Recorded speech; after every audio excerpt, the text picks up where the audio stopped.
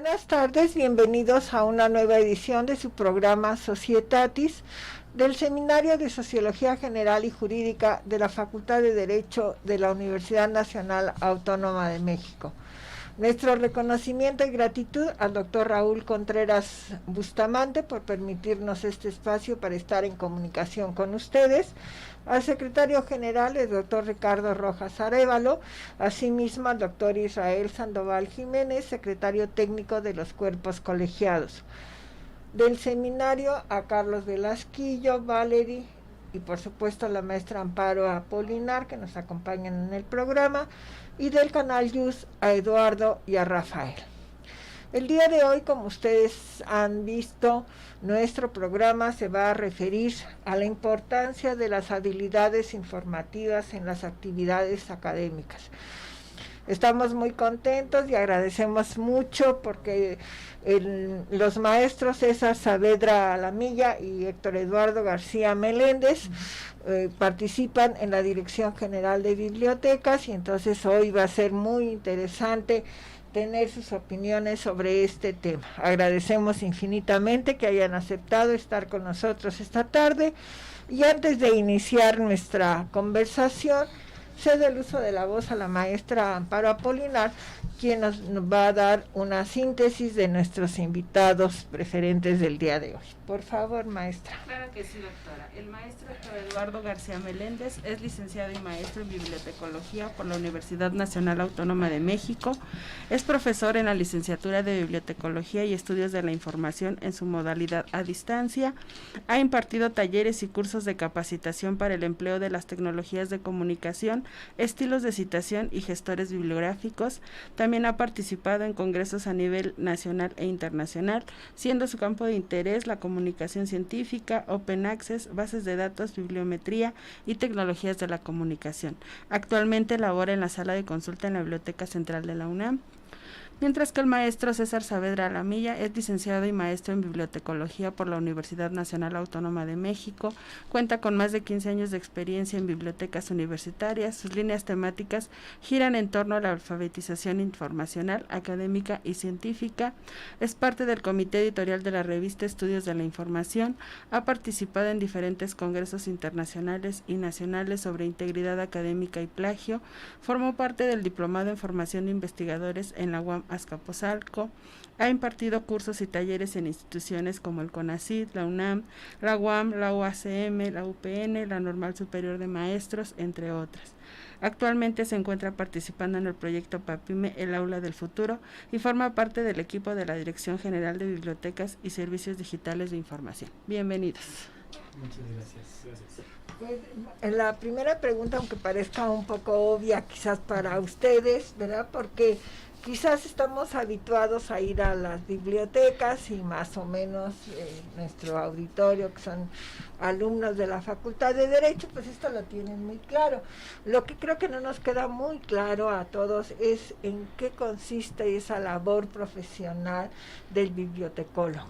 Así es que si son tan gentiles de expresarnos qué es lo que hacen, en otras palabras, ¿no? Ok, bueno, empiezo en este caso para contestar. Fíjese que es una de las preguntas que comúnmente nos suelen hacer, particularmente en la familia te preguntan, bueno, ¿de qué vas a vivir? O nada más vas a acomodar libros. ¿Bibliotequé?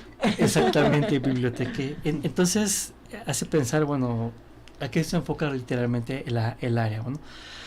Tiene varias ramificaciones. Nosotros estamos enfocados un poco más a la que es la gestión de la información.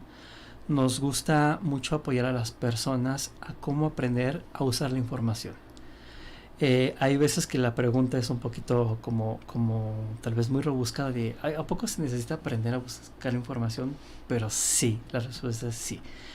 También hay otras áreas en parte de la bibliotecología donde se puede trabajar como consultoría, está la parte de restauración, la parte de catalogación, que bueno, de alguna manera implica mucho un trabajo intelectual bastante amplio, tan solo por la asignación de temas, que es hay veces que las personas lo ven como muy fácil buscar en el catálogo una palabra, pero esa conjugación de palabras, esa conjugación de temas pues requiere un amplio análisis. Eso es parte. ¿Tú qué nos comentas, César? Pues es como en todas las disciplinas, ¿no? Obviamente que como en derecho hay especialistas en penal, en civil, bueno, pues acá también tenemos especializaciones, hay áreas de investigación que tienen diferentes líneas de investigación y que están adheridas justamente al CONACYT, ¿no? Y hay ya líneas establecidas de trabajo y de investigación. Entonces, como bien lo dijo el maestro Héctor, pues son diversas las áreas que competen a nuestra disciplina, pero en esencia hay dos cosas muy fundamentales que yo creo que debemos rescatar y que son transversales. Nuestra materia prima es la información. Trabajamos en su conjunto desde las diferentes ópticas, analizamos la información para poderla gestionar, para poderla digerir y que el usuario pues se lleve la mejor parte, ¿no? Y entonces en conjunción pues tenemos como eje transversal la información para hacerla asequible a los usuarios. Claro, porque ahorita que estaban diciendo estas cosas, al mismo tiempo estaba yo pensando, decir, pues todos y quienes nos escuchan seguramente hemos estado en una biblioteca, nosotros nos sentimos muy orgullosos de la facultad. Sin embargo, no pensamos todo el trabajo que implica, ¿no? Desde que la biblioteca o ustedes reciben un libro y está en el estante y lo podemos consultar, ¿no? Es decir, atrás hay un trabajo, por lo que nos están diciendo, muy importante, porque primero, ¿dónde poner el libro, no? Que sería la primera pregunta, aunque, como bien dice, pues penal, civil y eso se nos hace muy obvio, pero yo creo que eso requiere también de un estudio profundo de parte de ustedes, ¿no? Es decir, ¿dónde voy a colocar este libro para que los usuarios puedan usarlo, Así ¿no? es. Porque si, por ejemplo, no sé, se pone un libro en donde no corresponde o no es de fácil acceso, pues es un libro que se va a quedar a lo mejor ahí, ¿no? Sí, Nadie lo va a perdido. consultar, perdido, ¿no? Al igual que un poco aquí para hacer conciencia, cuando un alumno va a la estantería y saca un libro y luego a veces ya por maña lo esconden en otro lado y después se lo olvida, pues puede ser un libro ya perdido, ¿eh? Claro. Y hasta que no se hace un inventario, pues sale todo eso. Bueno, ya desde mi época de estudiante, pues, Es una práctica. es una que hace 800 años era una práctica, cuando común. había pocos ejemplares de un libro, pues los primeros que llegaban, esa era la técnica. Sí, Claro. sí, así es. Por eso las bibliotecas luego tienen varios ejemplares, pero Sí, eso, bueno, es una de tantas. esto no escuchen bien y no lo hagan. Sería la moral, ¿eh? Claro, porque además también me quedé pensando, no solo es el que está en la estantería, sino todo el trabajo que hay detrás, por ejemplo, en la base de datos. Es decir, tú a lo mejor puedes llegar y ver directamente, pero pues cada biblioteca ahora con el boom de las tecnologías tiene una computadora en donde tú puedes localizar el libro. Entonces se supone que en principio lo que tú estás viendo en la computadora, pues vas al estante y debe ir, ¿no? Debe de corresponder. En este sentido y con lo que decía maestro del trabajo que se hace a través o a partir de la información, pues con el boom de las tecnologías se ha modificado.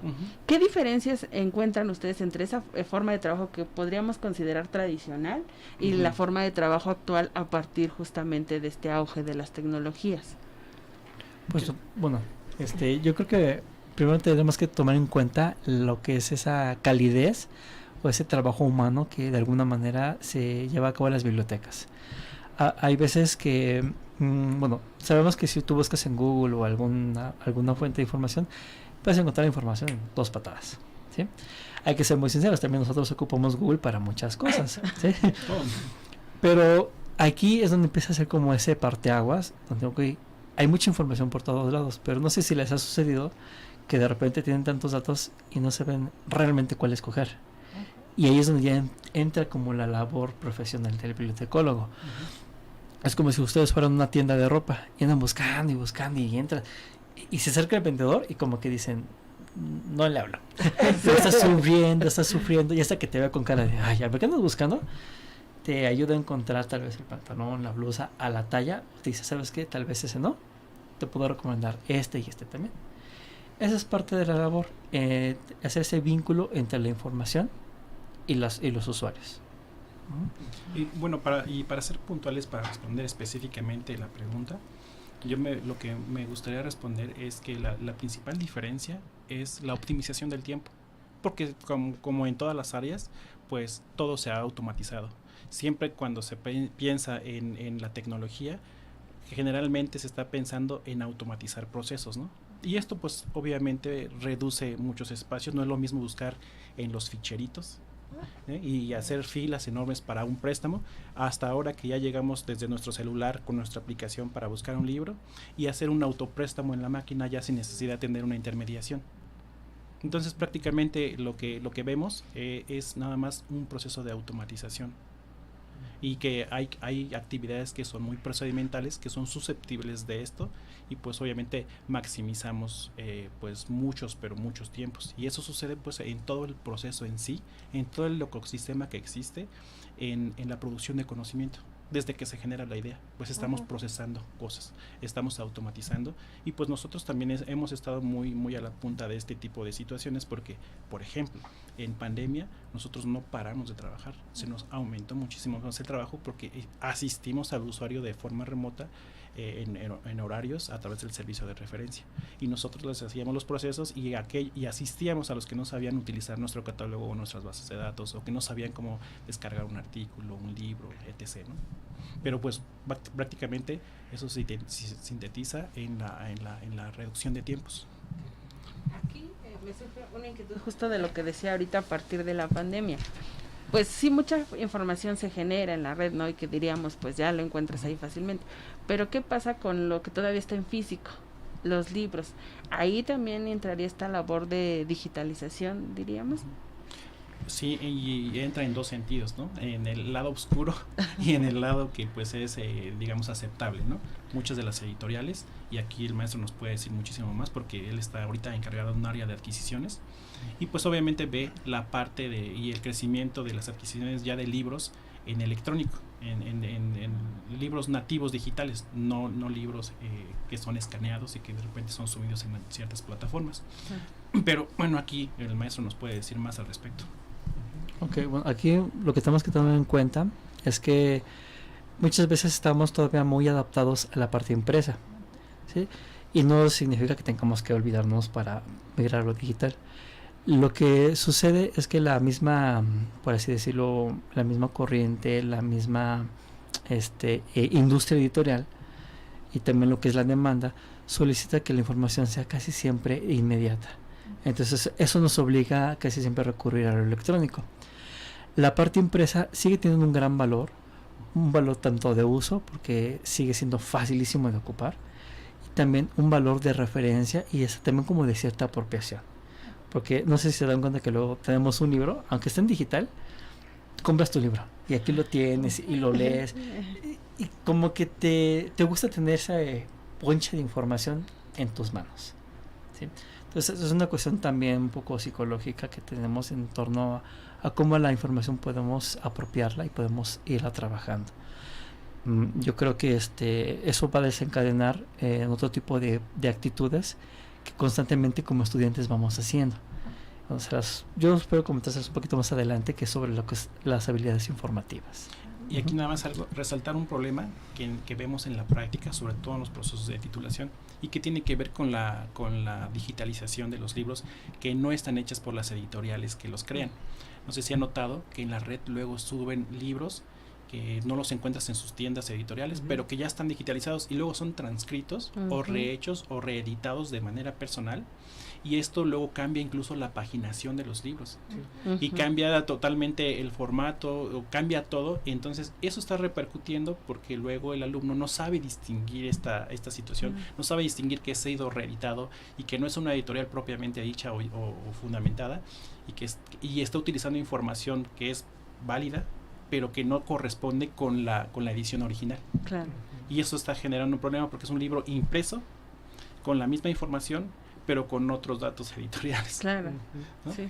Entonces eso genera un problema a la hora de que cuando nosotros estamos revisando, porque revisamos, uno de nuestras labores es la revisión de tesis, y cuando nosotros hacemos la validación y sobre todo en la cita textual, pues no hay una correspondencia con la fuente original, y eso es un grave problema y que hay que tratar hay que decirlo, y hay que enseñarle al usuario a distinguir este tipo de ediciones particulares, por decirlo así, y que no son oficiales.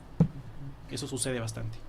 Ahora que mencionaban eso, justo me vino a la mente mucho que a veces en los que estamos acostumbrados a buscar libros, luego aparecen textos, como ustedes bien dicen, a lo mejor reeditados, llamaríamos, en los que incluso hay advertencias que digamos que yo pienso que hace el editor y dice... con rojo se marca la página original del libro porque ya estando en PDF ya no va a corresponder, entonces como que a veces se toman esa molestia. Cuando bien te va. Cuando bien, exactamente, porque justo ahora que lo mencionan, y ustedes sabrán más de esto, hay muchos formatos en los que los libros ya empiezan a subirse a la red, ¿no? Por ejemplo, uno de ellos que es muy competencia del PDF, pues el EPUB. El EPUB libre. Exacto, porque ocupa muy pocos kilobytes en la memoria. La lectura es adaptable. Exacto. Y ahí se deriva otro problema. ¿Cómo citamos esa lectura? No saben pues todavía los alumnos a estas alturas, ni muchos profesores, que la visualización del producto, del texto cambia, y que incluso se tiene que citar por posición, ¿no? Por el posición del Kindle, por ejemplo, y que te adapta el texto. No saben que es un texto adaptable, y que si tú le cambias el número de palabras, va a cambiar el número de posición, por lo tanto el número de página, y si tú haces una cita textual y no sabes cómo hacerlo, pues va a batallar mucho la persona que te lea y que quiera consultar esa cita. No va a saber dónde encontrarla, se va a perder. Pero también aquí lo que tenemos que tener en cuenta es que esa es una cuestión un poquito, yo diría, más profunda, porque la obra sigue siendo la misma, entonces los contenidos no van a ir cambiando. Lo que sí va a reincidir es en qué formato lo están ustedes consultando o lo están presentando. Entonces, para eso, una de las cosas en que tal vez nosotros empezamos a intervenir es enseñar a las personas cómo aprender a distinguir entre esos diferentes tipos de obras o formatos. Porque aunque un libro impreso puede ser una copia como tal en PDF, como la pueden encontrar, si hay alguna versión diferente, por ejemplo, de algún dispositivo o algún otro formato extra, entonces la información va a empezar como a tambalear, ¿no? Sí, cambia la posición. Entonces aquí lo que hay que empezar a enseñar a las personas es primero a distinguir el tipo de obra. Ahora sí que primero lo primero, ¿no? Primero vamos a caminar. Esto que decías, esas habilidades ¿verdad? Que necesitamos tener, sí. Que a veces parece que es, le digo, es como muy fácil decir personalmente, pues no requiero aprender a ocupar un PDF, pero ya a la larga o académicamente es importante ir reconociendo como ciertos detalles que nos van a ayudar tal vez a usarlos de una manera pues mucho más académica. Sí, y es importante también destacar aquí, por cierto, los tipos de formato, y ahora también en las revistas el formato HTML, que es bastante común y que no tiene paginación, entonces se debe de tener conocimiento de cómo citar ese tipo de documentos. Ahorita que decía, algo que pasa muchos PDF, por ejemplo, directo en la red te lo abre, ¿no? Pero otro que lo tiene que descargar forzosamente, si no lo puedes visualizar. Sí. Y yo creo que ahí sería un problema también, ¿no? ¿Cómo lo cito, por ejemplo? Que esos son más bien un tipo de formas para que se puedan visualizar los documentos, porque están arraigados a un tipo de derechos de propiedad que es el DRM. Por ejemplo, comúnmente estamos acostumbrados que un libro tú lo tienes y puedes sacarle alguna fotocopia, entonces le puedes dar al compañero, etcétera. Entonces hay algunos editoriales que como que intentan evitar esas prácticas, entonces encadenan los libros a un tipo de formato llamado DRM para que únicamente lo puedas descargar en tu computadora y lo abras con un software a través de una licencia en particular. La licencia se ve, las páginas, o sea que lo mismo que otro tipo de documento, pero la diferencia es que después de un cierto tiempo, ¡pum!, el documento se borra. Sí, emula un préstamo personal en biblioteca. Uno saca el libro de formato digital, tienes 15 días para leerlos y el día 16 desaparece de tu dispositivo y no lo puedes compartir, no puedes hacer absolutamente nada. Entonces hay que tener también conciencia de ello, conocer los software que son para visualización de este tipo de libros. Y pues bueno, saber también cuáles son las bondades, porque no todo es así el panorama oscuro. También tienes bondades en la lectura, en el subrayado. Puedes ver cuántas personas han subrayado qué textos y ver por qué eligieron eso, si es lo más importante o no. Puedes tener estadística pues de lectura y eso también puede ayudar. Ahora que mencionaban esto, justo me surgió una pregunta que creo que va relacionada. Imaginando un poco el ambiente que, como dijimos, es tradicional, que es el de la bibliotecología. Mencionaban ustedes lo de los estantes, todo esto, pues parece ser que ya con este pequeño esbozo que tenemos del profesional de los libros, digámoslo, de la información, mejor dicho, ¿sí? Justo, pues parece ser que sí acá ya cambia, bueno, a mi punto de vista, por lo que nos están comentando, radicalmente, ¿no? O sea, uno, como ustedes decían, tenía el libro totalmente físico, y ahora pues con todas estas detallitos, ¿no? Como lo que nos comentaban apenas de formato DRM, si no me equivoco, sí. Y este tipo de otras cosas que van saliendo, como mencionamos lo del EPUB. Mi pregunta gira en torno a decir, entonces ustedes como profesionales, ¿cómo han visto que ha evolucionado? Quizás me atrevo a responder un poquito antes de que ustedes nos digan su posición. ¿A qué velocidad? A lo mejor sí muy rápido ha evolucionado esto de, bueno, como la ciencia se estudiaba, ¿qué me gusta por decirlo? 30 años, 50 años, a como se estudia hoy, y como también a lo que me refiero es a los planes de estudio específicamente, los materiales que ustedes ocupan. Mi pregunta va más en que yo me puse a pensar, ¿qué tal que algún bibliotecólogo se graduó hace 30 años y bueno, pues estaba acostumbrado al físico, y de pronto le dicen, oye, ¿sabes qué? Ahora tienes que saber manejar este otro software, tienes que saber manejar este tipo de formatos, porque ya los libros se están presentando así, con ese tipo de candados en PDF, etcétera. ¿Cómo evaluarían entonces esta evolución? Pues bueno, es bastante cambiante. muy cambiante, yo diría que sorpresivamente. Uno de los ejemplos que solemos tener mucho en las bibliotecas es los catálogos impresos o los de fichitas. Entonces, bueno, al menos en Biblioteca Central suelen llegar los alumnos a buscar las fichitas de los catálogos y se encuentran con la sorpresa que ya no existe. Y estamos hablando que eso tiene posiblemente unos 20 años, por así decirlo, que se dejaron de ocupar eso. De ahí en fuera, posiblemente de 20 años para acá, la evolución ha sido bastante contundente, porque empezamos a utilizar sistemas basados, digamos, en todo un HTML, o sea, las bases de datos, los artículos en HTML, algunos o los más lujosos eran en PDF. Ahora ya podemos contar con muchas herramientas y muchas fuentes de información que, aparte de esos dos formatos, también tienen audio, también tienen imagen, también tienen video, y ofreciendo una gama documental pues abrumadora, ¿sí? Y ahora sí que hay de todo tipo. Pero también otra de las cuestiones a las que nos estamos enfrentando es que, como los cambios tecnológicos son tan grandes o tan rápidos, de unos años para acá ya tenemos que enfrentarnos con empresas que también entran dentro de este marketing o de ese sistema de la información que le hacen la competencia a las bibliotecas como tal. También nos enfrentamos a otro tipo de cosas como el mismo Google o los buscadores, ¿sí? Y hoy en día pues lo que viene siendo la inteligencia artificial, que viene a ser una herramienta, un conjunto de, pues, no sabemos cómo decirle, de cambios paradigmáticos realmente, que como se utiliza ya la información, es realmente un cambio ya abismal. Ahora, por ejemplo, los catálogos se están integrando pues en grandes índices y se están llamando ya sistemas de análisis de información, donde ya uno puede identificar corrientes de investigación a nivel internacional, puede ver tendencias que actualmente se están abarcando por la mayoría de las universidades, puede uno hacer comparación entre una institución y otra para ver qué es lo que están investigando, por dónde van, o cuál es la mejor, por ejemplo, universidad en una tendencia del derecho, y ya lo ve a un par de clics. Incluso ahora se pueden hacer analíticas con este tipo de sistemas de dame, por ejemplo, cuáles son las tendencias en investigación en derecho y cuáles son los autores más representativos, cuáles son las instituciones y cuáles son las revistas más representativas. Se puede hacer todo un set muy grande para tener pues a un par de clics saber cuál es la tendencia, lo que está ahorita más impresionante en la investigación en cualquier área del conocimiento, e incluso se puede ligar todo esto además con un corte hacia los objetivos de desarrollo sostenible.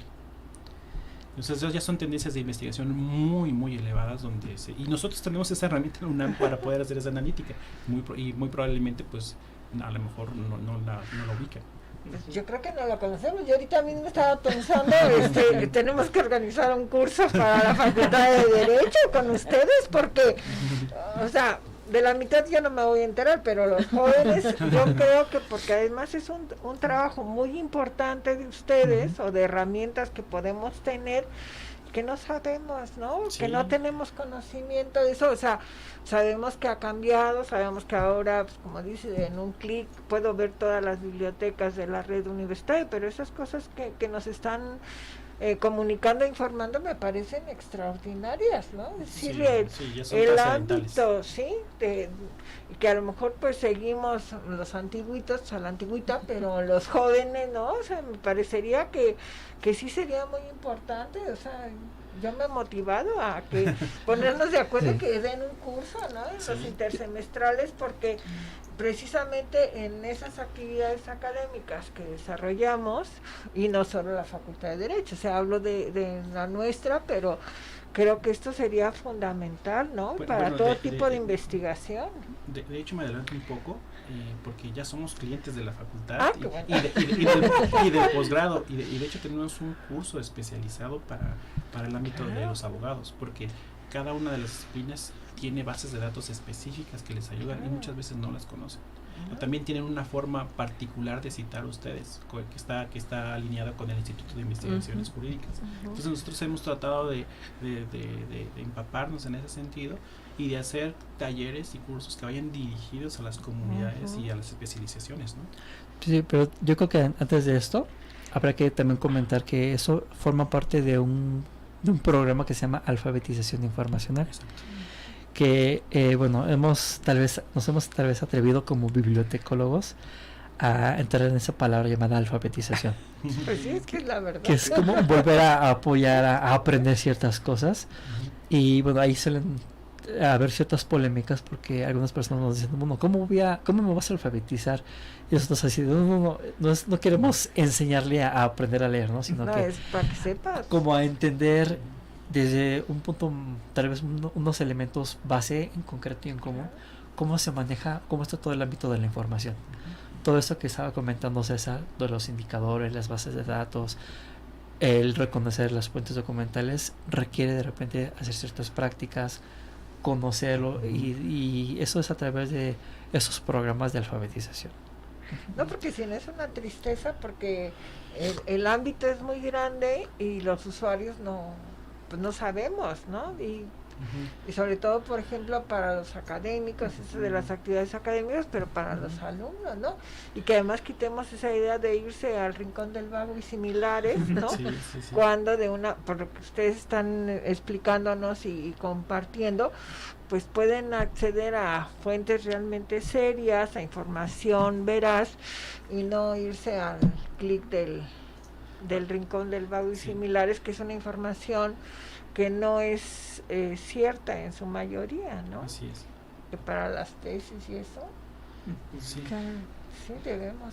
Sí, y lo que decía justamente, yo creo que la difusión también es importante para los alumnos, sobre todo porque en su proyección pues muchos van a hacer investigación y que a lo mejor ya traen como ciertas, pues, no llamarle deficiencias, no sé cómo llamarle, o de estas, de simplemente lo primero que me salga en el buscador es lo que voy a copiar y pegar, ¿no?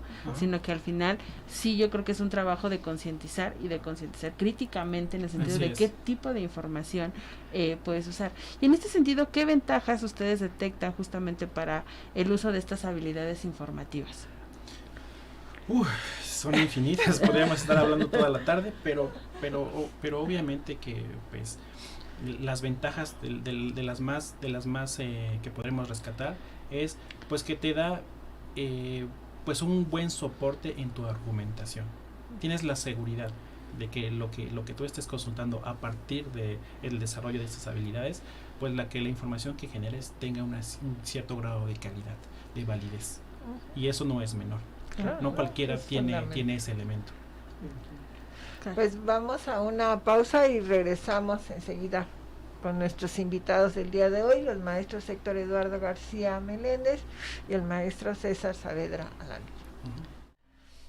regresamos con ustedes. Estamos hoy, el día de hoy, que nos acompañan los maestros César Saavedra Lamilla y el maestro Héctor Eduardo García Meléndez, que nos acompañan de la Dirección General de Bibliotecas. Estamos hablando sobre la importancia de las habilidades informativas en las actividades académicas, y hemos aprendido muchísimas cosas el día de hoy. Quizás también valorar ese trabajo pues oculto, ¿no? Que no vemos. Nosotros nos conformamos con ir a buscar nuestro libro, o que ahora ya la ventaja de la red UNAM, que podemos tener todas las bibliotecas de la universidad y sabemos dónde podemos localizar un libro.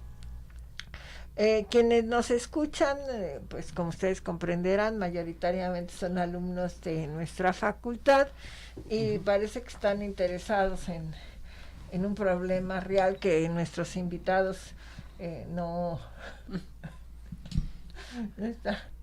es para nuestros invitados hacer esa pregunta, pero bueno, vamos a comentarla porque de alguna manera nos han resuelto esas inquietudes.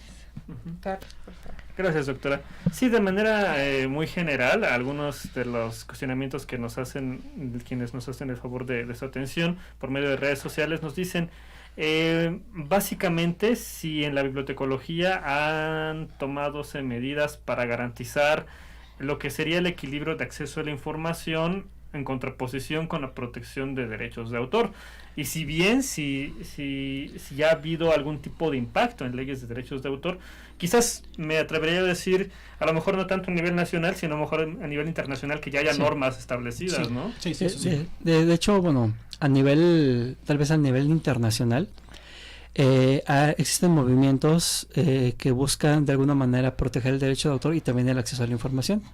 Uno de los más comunes o reconocidos es el movimiento de Open Access o acceso abierto, que de alguna forma busca lograr como ese equilibrio para que la información se pueda acceder de la manera pues mucho más accesible, más a veces sin tanto costo o no tan rebasada en precios, que pueda ser utilizada por las comunidades. Eso es como lo que más ha permeado últimamente en esos años, y que muchas bibliotecas, varios gobiernos e incluso algunas asociaciones se han apegado a estas políticas y directrices que se han dictado a nivel internacional.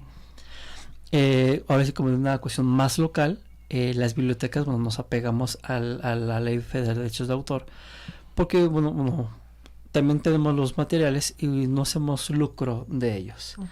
Estamos conscientes de las limitaciones o de las restricciones que un proveedor nos pueda dar.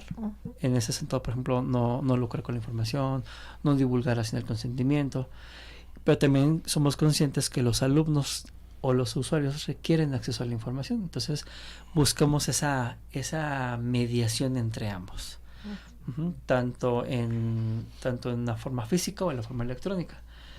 Cuando se acercan los alumnos y dicen, oye, quiero bajar este libro, ok, primero vemos las posibilidades que hay, si el editor lo permite. Exacto. Entonces lo comentamos, mira, este libro sí lo puedes descargar, el editor te da la oportunidad de bajar el PDF, de imprimirlo, de mandárselo a tus amigos, no pone ninguna restricción. Hay otros donde sí son un poquito más severos en sus políticas, como comentamos hace un rato, donde te dejan consultar un par de días o limitan las impresiones o 40 impresiones, nada 40, más. 60, un porcentaje del material. Dependiendo del grosor del libro. Sí. Entonces buscamos esa mediación porque no podemos ser tan restrictivos a las personas y tampoco podemos pasarnos las leyes así como si no existieran. Así es. Ahora que lo comentaban, me vino a la mente algo que no sé si se hayan escuchado de ello. Yo lo llegué a escuchar cuando estaba leyendo sobre temas políticos así muy general internacional, que hay algunos países que incluso ya tienen lo que se llama el partido político pirata. Partidos políticos, especialmente me enteré por el caso de Suecia, partidos políticos que diríamos a lo mejor para algunos radicales, ¿no?, que proponen cierta apertura, sí, mucho más amplia, una apertura muy, muy fuerte, de mucho contenido, entre ellos el contenido académico para el acceso público, y entonces ellos mismos haciendo un uso, de esta forma coloquial, como les llamamos piratas, pues dicen somos el partido pirata, ¿no? Y así se titulan. Entonces, pues a lo mejor sería también una forma muy interesante de ver qué tan fuertes están estos movimientos, ¿no? O qué tanto tienen ahí. Claro, de hecho impactó en muchos sentidos. Creo que uno de los ejemplos que más podemos tener a nivel mundial es el sitio de Sci-Hub, donde crece, bueno, o más bien surge a raíz de esas necesidades de poder aperturar la información a las personas. Y de ahí, bueno, antes hay otro tipo de sitios que se han dado en la web, como hay unas bibliotecas, se me olvidó el nombre, de Digital Anarchy Library, que es Library Genesis, y bueno, antes de esos, pues había muchos sitios donde las personas ponían los libros en los blogs, en los foros, con tal de aperturar la información. Estamos conscientes que tal vez no es una manera tan ética, pero también responde a unas necesidades, porque a veces los libros son bastante caros, no es fácil poder conseguirlos, y bueno, ahí es donde surgen este tipo de movimientos. Ahora, el que exista un partido o un movimiento de esa naturaleza, creo que es una respuesta o busca tal vez poder atender una problemática que no está bien considerada. Y te voy a contextualizar un poco con el Open Access, no sé si lo han escuchado un poquito, y por qué parte también esta idea es porque generalmente, no sé si han visto que cuando un profesor o investigador de cualquier institución produce información y es financiado con dinero de la institución, cuando va a publicar su artículo, luego le cobran por publicarlo, y además no le dan acceso para que lo pueda leer ni a la comunidad, sino por medio a través de la compra. Entonces, bajo esta iniciativa, pues eso es algo sustancial, ¿no? Que se está tratando de que se rompan todas esas barreras, y por eso se han también promovido algunos modelos ahora diferentes, alternos para la publicación científica y académica. Sí, al final se está modificando, ¿no? De alguna manera, y que yo creo, como lo decimos con frecuencia, el derecho siempre va corriendo, ¿no? O sea, en la realidad se dan los hechos muchos antes de que se puedan controlar, y realmente no es que sea yo pesimista, pero creo que es un poco complicado tratar de controlar o de poder regular jurídicamente, ¿no? Pero cuando era el libro, y aún así, ¿no? Yo creo que en esos casos antiguos, pues cogías el libro y lo primero que hicieron fue precisamente limitar el número de páginas, ¿no? ¿Y qué se hacía? Pues ibas a distintas fotocopiadoras. Sí, claro. Sí, ¿no? Uno siempre encuentra la manera. O sea, como jóvenes. Fotocopia ya tenían el bonche, ¿no? Los bonches de las... Así era lo mismo. ¿No? Exactamente. Pero pues como que de todas formas dicen, bueno, el que hizo la ley hizo la trampa, ¿no? Entonces creo que esto pasaba, y creo que ahora en esta forma de lo virtual y de subir y de eso, pues se complica muchísimo más, ¿no? Y lo que ustedes decían, al principio no podemos saber si el libro que estamos consultando es el libro real, o tenemos, no sé si el nombre sería es un pirata, ¿no? Entonces, y es que también yo creo que no, a lo mejor no coinciden en la información. Yo ¿no? creo que también uno de los problemas así fundamentales, no sé si ustedes coincidan conmigo, pero la legislación es un poco hermética, y como va avanzando la tecnología va muy, pero muy adelante. Entonces, hacer cambios, y si a eso le sumamos que luego no hay profesionales en donde se toman las decisiones jurídicas que sepan del tema, pues hay muchos vacíos todavía.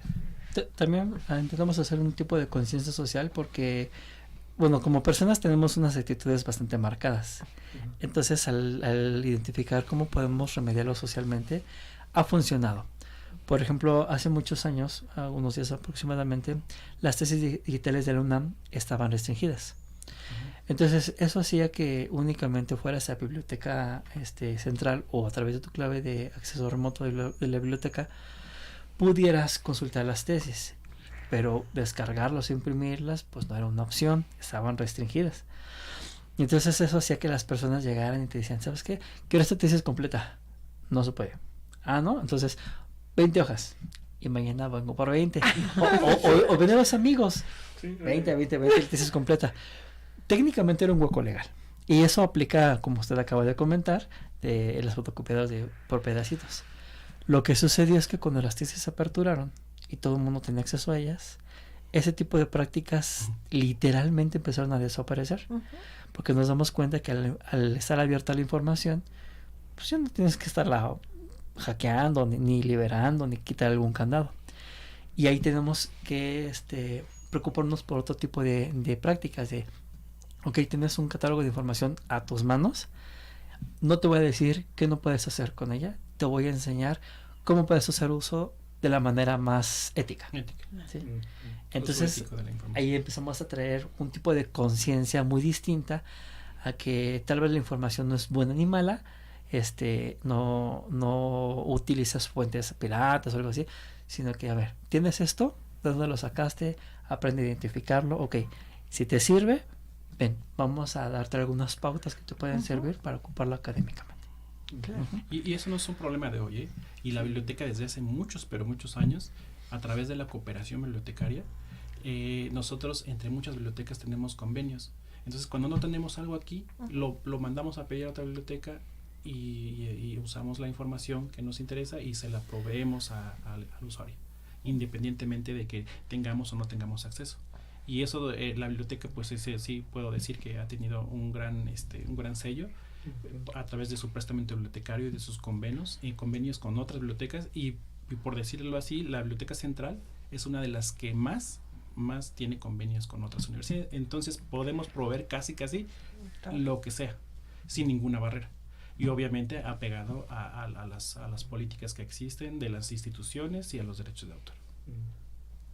Sí, ahorita que decía el maestro, al uso, yo creo que ahí es donde hay que, pues no sé si educar al usuario justamente de cómo puede hacer uso de esta información. Y me refiero específicamente al plagio, ¿no? Es decir, antes pues a lo mejor no estaban tan desarrolladas las tecnologías y muchos copiaban y pegaban, ¿no? Y nosotros que revisábamos, pues bueno, sabías identificar de cuando el alumno copió, de cuando lo había escrito, diríamos, él mismo, ¿no? Pero yo creo que sí, lo que dice es cierto, a partir de que se apertura hay nuevas problemáticas en las que hay que enfocarse, ¿no? Ya no me voy a enfocar tanto en cómo vas a obtener la información, sino más bien cómo la vas a usar, ¿no? En un trabajo de investigación, que debes citar correctamente, que debes ubicar al autor original de esas ideas, ¿no? Que te ayudaron a aumentar.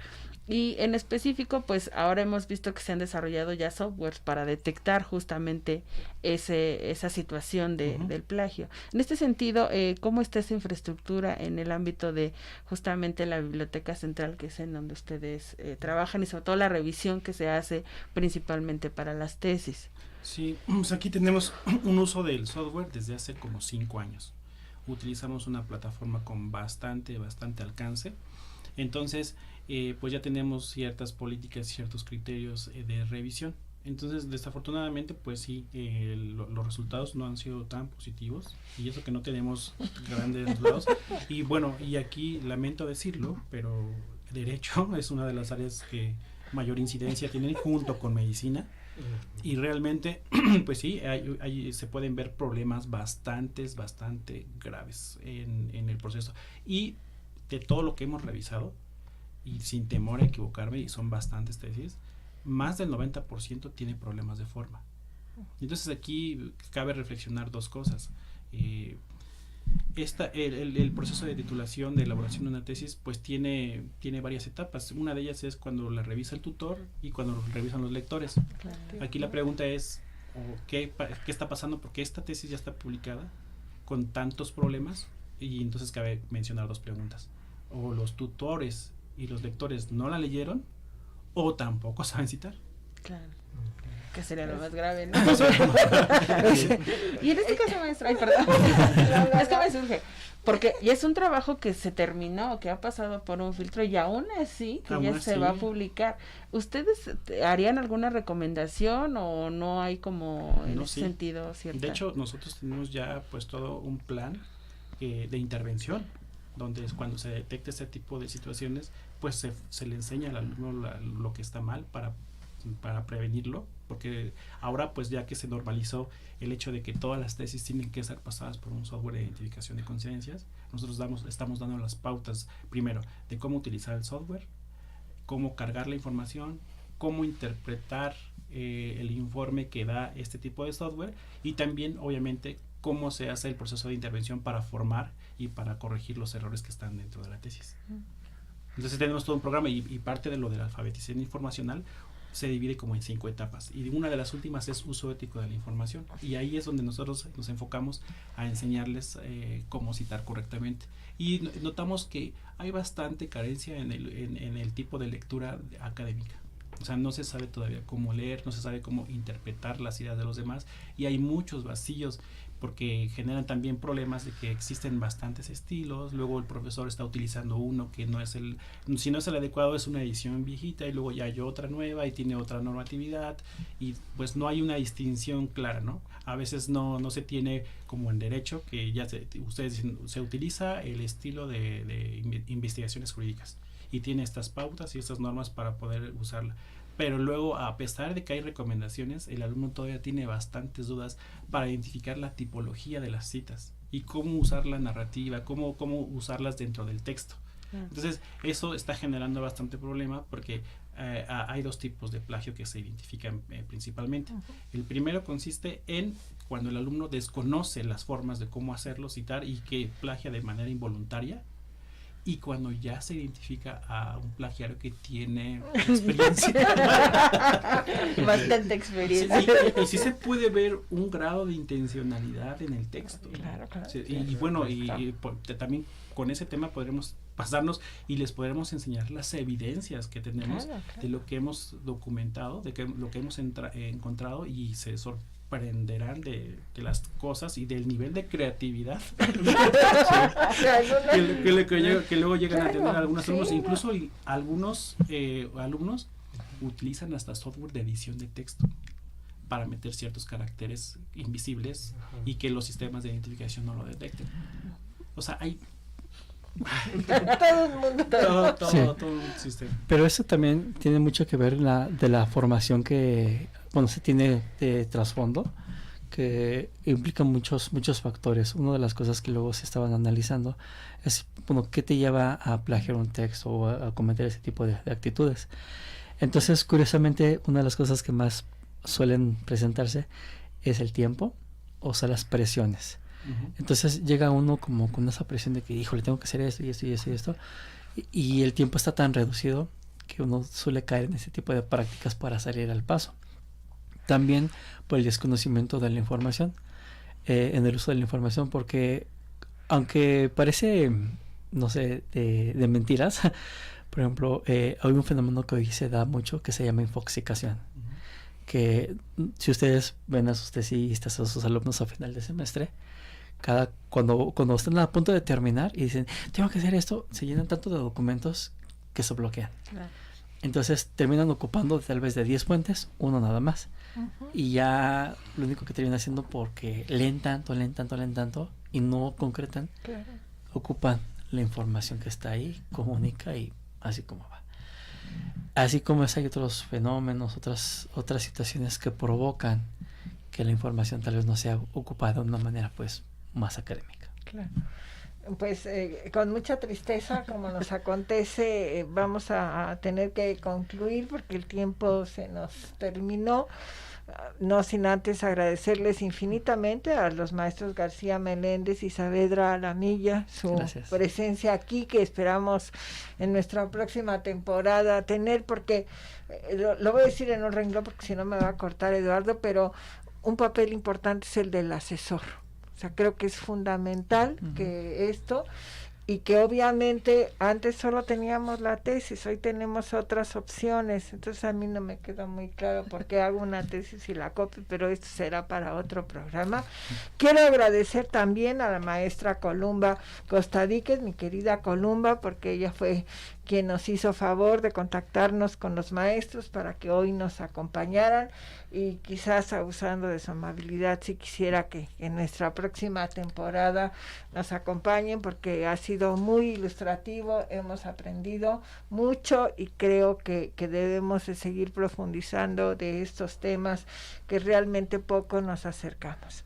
Mil gracias por habernos acompañado, y a quienes nos favorecieron con su atención, los esperamos la próxima semana. Hasta entonces, linda semana.